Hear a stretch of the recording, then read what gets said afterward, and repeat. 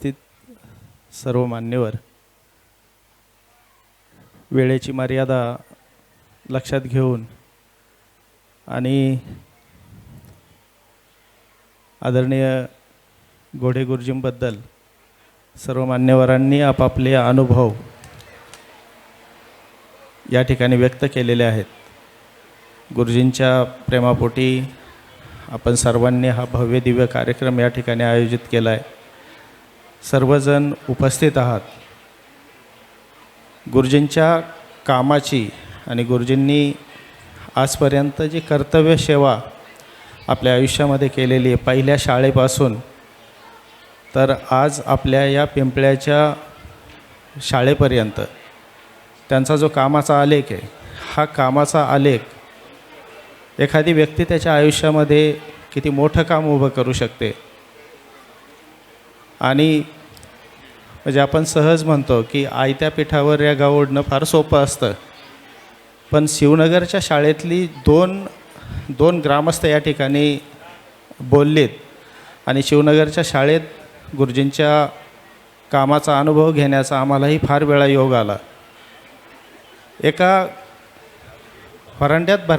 घराच्या व्हरांड्यात भरणारी शाळा ज्यावेळेस राष्ट्रीय पातळीवर 1 नंबरची शाळा म्हणून घोषित होते आणि त्या गावाचा आणि त्या शिक्षकाचा दिल्ली दरबारी सन्मान होतो, याला काम म्हणायचं. एका सामान्य शून्य अवस्थेत असलेल्या एखाद्या शाळेला देशाच्या स्तरावर नेणं ही सामान्य गोष्ट नाही आणि ती असामान्य गोष्ट घोडे गुरुजींच्या हातून घडलेली आहे.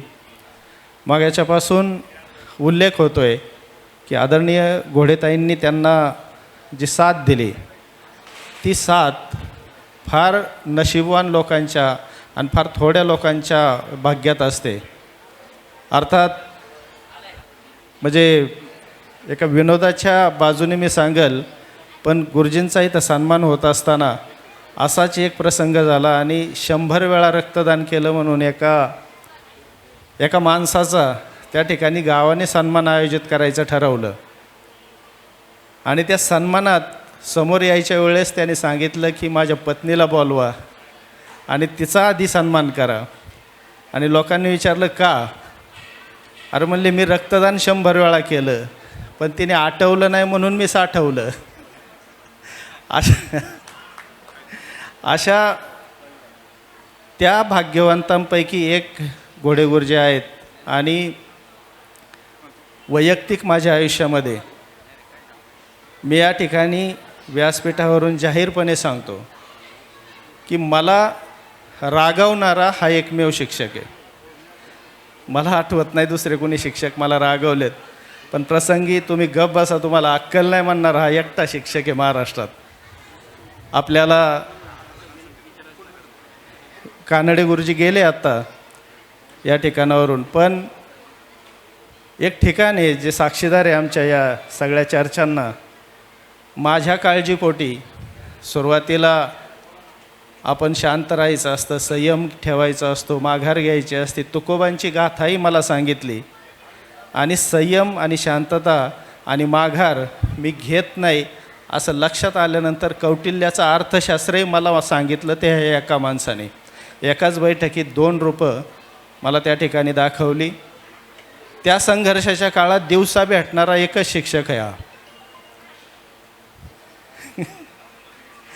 आपल्याला खूप म्हणजे काही लोकांच्याकडून त्याचं आयुष्य ही ओपन बुक असतं, तिथून आपल्याला खूप काही शिकायला मिळतं, खूप काही वाचायला मिळतं. घोडे गुरुजींची आणि आमची चर्चा मग त्याच्यामध्ये कानडे गुरुजी असतील आणि आदरणीय सोमादादा असेल, आमच्या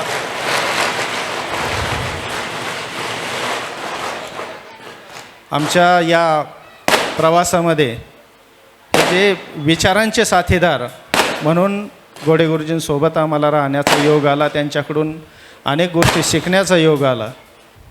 मी असेल, माझ्याहीपेक्षा वयाने कमी असलेला सोमादादा असेल, पण मित्र म्हणून आम्ही समवयस्क असल्यासारखं एकमेकांशी राहिलो. आमचा समोर बसलेले युवराज गुरुजी असतील, आपल्याला आज या ठिकाणी या गुरुजींच्या निरोपाच्या कार्यक्रमामध्ये अर्थात निरोप ते घेणार नाहीत, निरोप ते घेऊ शकणार नाहीत. शिक्षणाच्या किंवा मुलांच्यापासून दूर जाणारं हे व्यक्तिमत्व नाही. आपल्याला गुरुजींच्या या आजच्या कार्यक्रमासाठी शुभेच्छा देताना त्यांच्या हातून याहीपेक्षा मोठं कार्य पुढच्या काळात उभं राहावं, याहीपेक्षा जास्त मुलं त्यांच्या हातून त्यांची जडणघडण हो, अशी या निमित्ताने शुभेच्छा देतो आणि थांबतो. धन्यवाद.